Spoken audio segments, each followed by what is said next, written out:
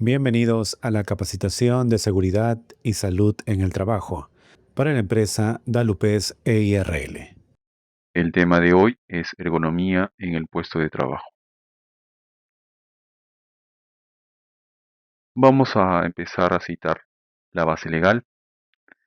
En el Perú existe una norma relacionada con la ergonomía, es la Resolución Ministerial 375 del 2008, es la norma básica de ergonomía y evaluación de riesgo disergonómico. Aquí nos habla de la postura, del manejo manual de cargas, de la iluminación, del ruido, etc. Y bueno, en la Ley de Seguridad y en el Decreto Supremo 005/2012 también nos habla, nos indica que debemos de realizar un monitoreo en el puesto de trabajo, un monitoreo ocupacional y está relacionado con el monitoreo ergonómico, es decir, las posturas que adopta el trabajador para realizar su trabajo. Hablemos de ergonomía. ¿Qué es la ergonomía? Es la ciencia que busca optimizar la interacción entre el trabajador, la máquina y el ambiente de trabajo con el fin de adecuar los puestos, ambientes y la organización de trabajo a las capacidades y limitaciones de los trabajadores con el fin de minimizar el estrés y la fatiga y con ello incrementar el rendimiento y la seguridad del trabajador. Entonces es una ciencia que nos permite adecuar los puestos de trabajo a las condiciones, a las capacidades y limitaciones del trabajador. Esta definición está estipulada en la Resolución Ministerial 375 del 2008. Entonces, la ergonomía ofrece ciertos beneficios, tanto para el trabajador como para el empleador. Para el trabajador, si nosotros aplicamos los conceptos, las medidas de seguridad de ergonomía, vamos a tener salud, seguridad, confort, satisfacción y todo eso se resume en el bienestar personal. Y para la empresa, si yo aplico la ergonomía, evalúo, adecuo mis puestos de trabajo, pues voy a tener un mayor rendimiento, mayor eficiencia, mayor productividad, mayor calidad. Todo eso es el bienestar de la organización. ¿Y para qué sirve la ergonomía? La ergonomía sirve para reconocer que los factores de riesgo disergonómicos son un importante problema en el ámbito de la salud ocupacional. Más adelante voy a indicar algunos porcentajes de lesiones musculoesqueléticas que generan absentismo en el ambiente laboral. También nos permite disminuir los costos por incapacidad, mejora la calidad de vida del trabajador, disminuye el absentismo, aumenta la productividad. Son algunos de los beneficios de aplicar la ergonomía en el puesto de trabajo. Algunas estadísticas. El lumbago es la principal causa de ausentismo laboral, según la Organización Mundial de la Salud. En la actualidad, los dolores y las lesiones en la espalda que sufren los trabajadores en todo tipo de industria se han convertido en un tema de preocupación internacional, porque los índices se han incrementado de estas lesiones musculoesqueléticas. El 90% de las lumbalgias responden a una alteración mecánica de las estructuras vertebrales. Las lesiones musculoesqueléticas o LME son la causa más frecuente de incapacidad en el sector laboral. Las lesiones musculoesqueléticas representan más del 80% de todas las enfermedades profesionales declaradas en España, por ejemplo.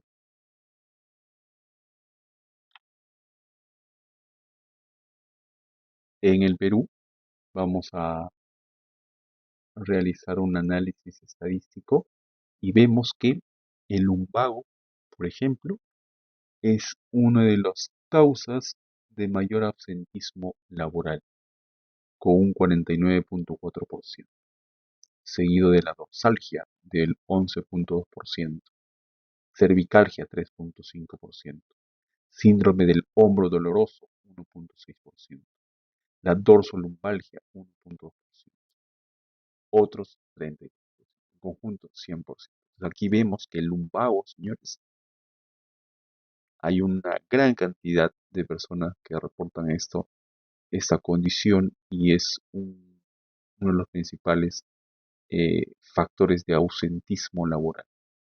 el 49.4%. Aquí una lámina en donde presentamos lo ergonómico versus lo disergonómico. Lo ergonómico, una persona correctamente sentada, con una pantalla del computador a una distancia correcta, la ubicación de la pantalla perfectamente instalada. Es decir, en esta lámina, en lo ergonómico, esa persona difícilmente va a sufrir de alguna lesión musculoesquelética. Muy por lo contrario, en lo disergonómico, si no cumplimos con ninguna de las recomendaciones de seguridad relativas a la ergonomía, nos sentamos de manera incorrecta, ubicamos la pantalla de manera incorrecta, no hay una distancia de la pantalla hacia la persona de manera adecuada, pues vamos a sufrir lesiones musculoesqueléticas, contracturas musculares, ¿no? Este es un ejemplo de una persona, de un oficinista, por ejemplo. Pero tenemos otros ejemplos. Las personas que realizan levantamiento manual de cargas. Algunas personas no adoptan las recomendaciones de seguridad y levantan en una postura incorrecta. Y esto podría generar lesiones musculoesqueléticas, no mañana, no pasado, sino con el paso de los años. Hernia, escoliosis, etcétera. Entonces aquí estamos mostrando la diferencia entre aplicar la ergonomía y no aplicar la ergonomía. Hablemos de factores de riesgo. Es aquel conjunto de atributos de la tarea o del puesto, más o menos claramente definidos, que inciden en aumentar la probabilidad de que una persona expuesta a ellos desarrolle una lesión en su trabajo. Incluye aspectos relacionados con la manipulación de cargas, sobreesfuerzo, posturas forzadas, movimientos repetitivos, estrés laboral. Factores de riesgo. De acuerdo al tipo de tarea, de acuerdo al ambiente de trabajo, vamos a encontrar diversos factores de riesgo. ¿Qué factores de riesgo podemos encontrar en el ambiente de trabajo? Por ejemplo, la poca iluminación, los objetos pesados, levantar cajas, objetos pesados, es un factor de riesgo que me podría generar lesiones. Una silla incómoda, una silla en mal estado, deteriorada, también incrementa la probabilidad de tener lesiones musculoesqueléticas. El uso inadecuado del aire acondicionado, el uso continuo de los computadores sin descanso para la vista, la carga de trabajo o la sobrecarga de trabajo, exceso de horas extras, el espacio reducido que no permite la movilidad de las extremidades superiores e inferiores, la falta de orden y limpieza, el exceso de materiales que reduce también la movilidad de las personas, etcétera. Son algunos de los factores de riesgo que podrían generar pues lesiones musculoesqueléticas en las personas. Entonces venimos hablando de las lesiones musculoesqueléticas, ahora vamos a definir qué son los trastornos musculoesqueléticos. Son lesiones de los músculos, tendones, nervios y articulaciones que se localizan con más frecuencia en el cuello, en la espalda, en los hombros, en los colos, en la muñeca y manos. Reciben nombres como contracturas, tendinitis, síndrome del túnel carpiano, lumbalgias, cervicalgias, dorsalgias, etc. El síntoma predominante es el dolor, asociado a la inflamación, la pérdida de la fuerza, dificultad o imposibilidad para realizar algunos movimientos. Hemos citado, por ejemplo, el síndrome del túnel carpiano. ¿Qué es eso? Es un síndrome a nivel de la muñeca que por adoptar posturas incorrectas, los músculos presionan al nervio que lleva movimiento hacia las manos y genera dolor. Ese es el síndrome del túnel carpiano. Por ejemplo, al coger herramientas pero en una postura incorrecta, al utilizar el teclado con la muñeca demasiado inclinada, son eh, factores de riesgo que me puede producir el síndrome del túnel carpiano. Contracturas, por ejemplo, por sentarnos de manera incorrecta, sin usar el respaldar, o tener la PC demasiado alta y tener que levantar el cuello para poder ver la pantalla, ahí puedo generarme contracturas. Entonces, estos son unos ejemplos de los trastornos musculoesqueléticos. Entonces, en el sistema de gestión de seguridad, lo que debemos realizar y aplicar es la prevención, no la corrección, porque muchas las veces la corrección ya es demasiado tarde. ¿Cuándo intervenimos? Recién cuando una persona se accidenta o recién cuando una persona tiene o genera una incapacidad y no puede trabajar. Entonces, lo que nosotros debemos hacer es ser preventivos, no reactivos. Antes de, ¿dónde debo aplicar la prevención? Si alguien reporta que hay una fatiga laboral o si hay un disconfort, ahí es donde debo de actuar. Debo verificar por qué el trabajador está con disconfort. De repente el espacio es reducido. De repente el escritorio que le he asignado es incorrecto para la talla de esa persona. De repente levanta peso de manera constante. No hay un apoyo mecánico. Entonces tengo que hacer una evaluación. Tengo que ser preventivo y no reactivo. No cuando la persona ya está con alguna lesión musculoesquelética, que algunas son irreversibles, ya no se pueden revertir. La hernia, por ejemplo. ¿Qué puedes hacer cuando ya tienes hernia? Simplemente seguir un tratamiento para evitar que ese dolor pues sea bastante intenso. Entonces yo tengo que ser preventivo, aplicar la prevención. Para eso ustedes también tienen que reportar cualquier evento, cualquier condición insegura que puede afectar su seguridad y su salud. ¿Qué podemos hacer?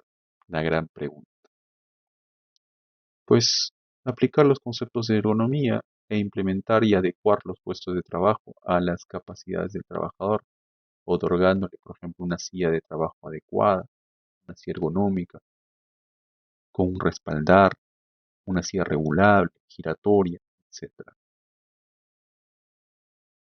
Y una vez que tengamos pues nuestra silla de trabajo, sentarnos de manera correcta. Muchas personas no se sientan de manera correcta. Debemos sentarnos utilizando el respaldar de la silla en 90 grados, como indica la imagen del centro. Pero a veces nos sentamos de la mitad de la silla para adelante, con la espalda encorvada. Es ahí donde adoptamos posturas incorrectas y nos puede generar contractura, lesiones. Aplicar pausas activas de trabajo. ¿Cuántos de ustedes realizan pausas activas? Una pausa activa es un ejercicio, un movimiento para poder relajar los músculos, descontraer los músculos. Muchas personas no realizan estas pausas activas. Creen que no, las pausas activas no sirven para nada y no es así. Una pausa activa de trabajo me permite reoxigenar, adoptar posturas correctas y no son difíciles de realizar. Lo puedes realizar en tu puesto de trabajo. Por ejemplo, si yo utilizo mis manos constantemente para sujetar herramientas, para utilizar el teclado, ¿qué puedo realizar? Puedo realizar movimientos circulares de la muñeca, de ambas muñecas, en sentido horario o en sentido antihorario. Si yo estoy ingresando datos constantemente, también puedo hacer giros con la cabeza para poder descontraer los músculos del cuello. Si estoy trabajando constantemente de pie, puedo alternar las posturas. Entonces, hay una serie de ejercicios que me permiten adoptar posturas incorrectas, relajar los músculos, reoxigenar. Entonces, las dos activas sí son beneficiosas para los trabajadores. Inclusive preparan tu organismo para entrar a la tarea en rigor. Muchas veces no realizamos ningún calentamiento y empezamos a hacer el trabajo de rigor. Y ahí es donde se generan, por ejemplo, lesiones musculoesqueléticas, ¿no? Entonces, beneficios de las pausas de trabajo o pausas activas de trabajo. ¿Qué beneficios hay? Disminución del estrés, favorece el cambio de postura y rutina, libera estrés articular y muscular, estimula y favorece la circulación, mejora la postura, favorece la autoestima y capacidad de concentración, mejora y motiva las relaciones interpersonales. Por experiencia les digo que cuando hacemos pausas activas, el personal se ríe, conversa, se relaja. Es interesante, como un pequeño ejercicio nos puede relajar. Promueve el surgimiento de nuevos líderes y mejora el desempeño laboral. Manejo manual de cargas, y eso está dirigido principalmente a ustedes que levantan cargas de manera manual constantemente. Hay técnicas para levantar una carga de manera correcta. No es levantar por levantar. Manejo manual de cargas. Y esto es lo que les debe interesar a ustedes, porque ustedes están constantemente levantando cargas. Para poder levantar una carga manualmente hay una técnica para el levantamiento y evitar lesiones musculoesqueléticas. Primero tengo que planificar mi carga. No puedo levantar por levantar. A veces ni siquiera pregunto cuánto pesa un saco, cuánto pesa una caja. Debo preguntar cuánto pesa esa carga. Si pesa 80 kilogramos, no lo voy a poder hacer. Necesito ayuda mecánica o de otros compañeros. Verifico cuál es la forma, la dimensión, el material. Si es un material metálico, necesito pues, guantes de seguridad. Y una vez que haya planificado, me acerco a la carga, separo un poco las piernas con un pie más adelante que el otro para promover la estabilidad y levanto mi carga con la espalda lo más erguido posible y hago esfuerzo con los músculos de la pierna y del brazo y mantengo la carga lo más pegada a mi pecho. Ese es un levantamiento correcto. Pero ¿qué es lo que sucede? Muchas veces las personas no levantan de manera correcta. A continuación voy a mostrar una lámina qué es lo que no debo de realizar en un levantamiento manual de cargas. Eso es lo que sucede. Muchas veces el personal levanta la carga de manera incorrecta en una posición de 90 grados, como vemos en la imagen. Aquí estoy dañando mi columna y con el tiempo pues voy a tener lesiones musculoesqueléticas. No mañana, no pasado, no la siguiente semana, sino con el paso de los años. Entonces tengo que levantar de manera correcta. Flexionar rodillas y hacer esfuerzo con los músculos de la pierna y del brazo. En la resolución ministerial 375 del 2008 indica que los hombres pueden levantar un peso de 25 kilogramos y las mujeres 15 kilogramos. Eso es lo que está estipulado en la resolución ministerial 375. ¿Ya? Eh, Trabajadores entrenados hasta 40 kilogramos. Eso es lo que dice. Trabajadores entrenados que hayan recibido capacitación en ergonomía, manejo manual de cargas, etcétera, pueden levantar hasta 40 kilogramos, pero en situaciones aisladas, no constantemente. Y las embarazadas no pueden levantar cargas. ¿Ya? Entonces, trabajadores entrenados, varones, hasta 40 kilogramos, solo en situaciones aisladas. ¿Ya? Pero en situaciones normales, varones 25 kilogramos y mujeres 15 kilogramos. Para finalizar, hay una frase que dice, el que no previene accidentes tiene. Yo diría, el que no previene accidentes tiene y enfermedades también. Entonces apliquemos los conceptos de ergonomía, levantemos la carga de manera correcta, planifiquen su levantamiento, apliquen los conceptos de ergonomía en su puesto de trabajo, realicen pausas activas a fin de evitar lesiones musculoesqueléticas. Les haya gustado la capacitación, muchas gracias, nos vemos en otra oportunidad.